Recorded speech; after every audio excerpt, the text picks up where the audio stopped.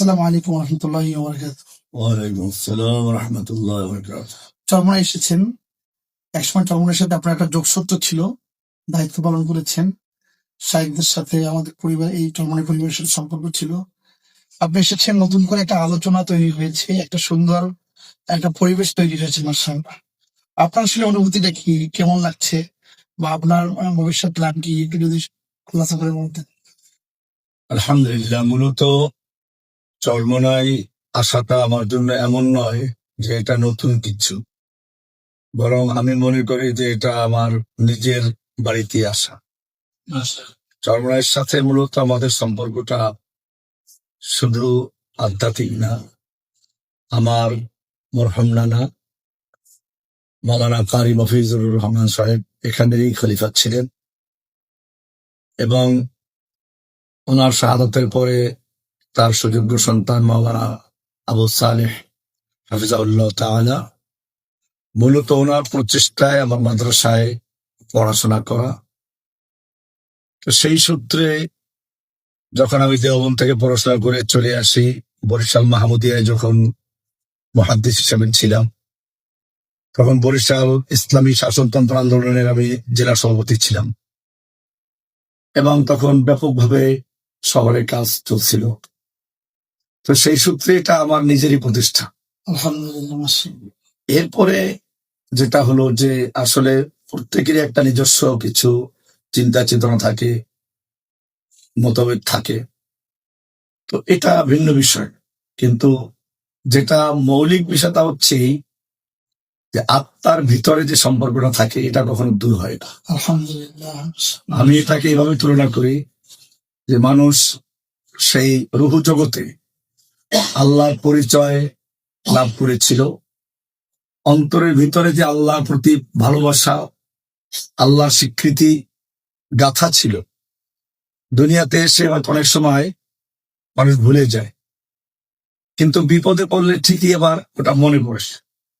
তো আমি যখন কারাগারে বন্দী ছিলাম, তখন মূলত বারবার আমার মনে পড়তো যে আমার স্মৃতিতে পিছনে কারা ছিল। তো সে সময় বারবার চরমোনাই, জামিয়া রহমানিয়া, আমার উস্তাদদের কথা মনে পড়ত, এবং সে কারণেই মূলত আমি কারাগার থেকেই একটা পত্র লিখেছিলাম যে আমার উস্তাদ, আমার যারা মুরব্বী, আমার যারা কাবির, তাদের ব্যাপারে আমার কথাবার্তায় কোনো কষ্ট পেলে সেজন্য আমি দুঃখিত। তো বিষয়টা এটা একটা সাধারণ বিষয় ছিল না, মূলত একটা মৌলিক বিষয়, যে ওই যে আমাদের পূর্ব থেকেই একটা আন্তরিকতা, ভালোবাসা ছিল, মূলত সেটাই বারবার জাগ্রত হচ্ছিল, এবং আজকে আসাটা মূলত এটারই একটা অংশ। চরমোনাই বিষয় কিভাবে মূল্যায়ন করবেন, তার যে এখন বর্তমান ভূমিকা? অনেকে তাকে বলছে না, আলহামদুলিল্লাহ, আসলে হচ্ছে কি, আমি যখন ওনাদের সাথে সাক্ষাৎ করলাম, সাইকেল চরমোনাই এবং হযরত পীর সাহেব চরমোনাইয়ের সাথে সাক্ষাৎ হলো, তাদের আন্তরিকতা, তাদের ভালোবাসা, এটা সত্যিই আমাকে চমৎকৃত করেছে। আর বিশেষ করে বর্তমান অবস্থাতে ওনাদের যে ভূমিকা, জাতির ঐক্যের প্রয়োজন, ওলামায়ে কেরামদের ঐক্যের যে প্রয়োজন, এক্ষেত্রে আমি মনে করি যে ওনারা সঠিক ভূমিকাই নিচ্ছেন, এবং এটার প্রতি এক ধরনের সমর্থন জানানো, স্বীকৃতি দেওয়া, এটাও মূলত এই সফরের একটা অংশ। মাশাআল্লাহ। তো এজন্য, কারণ আমরা মনে করি যে ওলামায়ে কেরাম যুগ যুগ ধরে অন্যদের নেতৃত্বে চলার কারণ একটা হীনমন্যতা, একটা দুর্বলতা তৈরি হয়েছে। আবার যুগে যুগে ওই লোকগুলো আলেমদেরকে ব্যবহার করেছে। আমার বিভিন্ন বক্তব্যে আপনারা দেখবেন, আমি একটা উদাহরণ দিয়ে থাকি। পাকিস্তান যখন স্বাধীন হলো, সে সময় আন্দোলন করেছিল ওলামায়ে কেরামরা, আন্দোলন করেছে ইসলামী শক্তিগুলো, এবং তার স্বীকৃতি স্বরূপ আমরা দেখি পশ্চিম পাকিস্তানের স্বাধীনতার পতাকা উড্ডীন করেছিল আল্লামা শিকবির আহমদ উসমানী রহমতুল্লাহ আলাই, এবং তৎকালীন পূর্ব বাংলা পাকিস্তান অর্থাৎ বাংলাদেশ বর্তমান যেটা, এখানে স্বাধীনতা পতাকা উড্ডীন করেছিলেন আল্লামা জাফর আহমদ উসমানী রহমতুল্লাহ আলাই। কিন্তু এই পর্যন্তই তাদের কৃতিত্ব শেষ হয়ে যায়, তাদেরকে আর ডাকা হয়নি। এরপরে শাসন কার্যে কখনোই তাদের মূল্যায়ন করা হয়। একই অবস্থা বাংলাদেশের জুলাই আগস্ট আন্দোলন হয়েছে। এখানে ত্যাগ, কোরবানি, আন্দোলন, রক্ত দেওয়া সবকিছুই দীর্ঘ ইতিহাস রয়েছে ওলামায়ে কেরাম। হ্যাঁ, এটা চূড়ান্ত পর্বে চলে গেছে ছাত্র জনতার মাধ্যমে। সেক্ষেত্রেও মাদ্রাসার ছাত্র, কওমি, আলিয়া, সব রকমের ছাত্রদের অবদান ছিল। তো দেখা যায় এখানেও সেই একই রকম স্বীকৃতি দেওয়া হয়েছিল।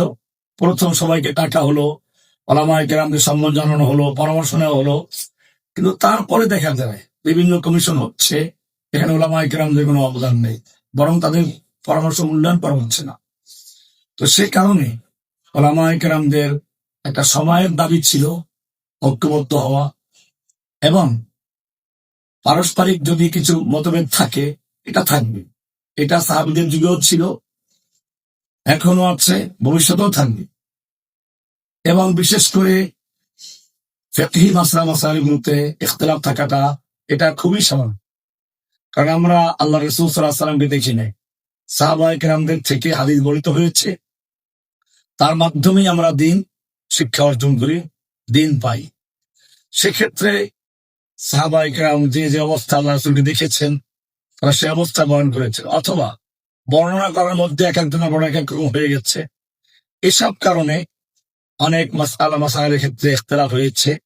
কিন্তু এই ইখতিলাফগুলোর কারণে ওলামায়ে কেরামদের যে ঐক্য এবং তাদের ভ্রাতৃত্ব, তাদের আন্তরিকতা, এতে কোনো ক্ষতি হয়নি। আমরা সে কারণে দেখি যে আমাদের সালাফ যারা ছিলেন, হানাফি, শাফি, হাম্বলি, মালিকি যাদেরকে আমরা বলি, সেই ইমাম আবু হানিফা রহমতুল্লাহ আলাই, ইমাম শাফিঈ রহমতুল্লাহ আলাই, ইমাম মালিক রহমতুল্লাহ আলাই, ইমাম আহমদ হাম্বল রহমতুল্লাহ আলাই সহ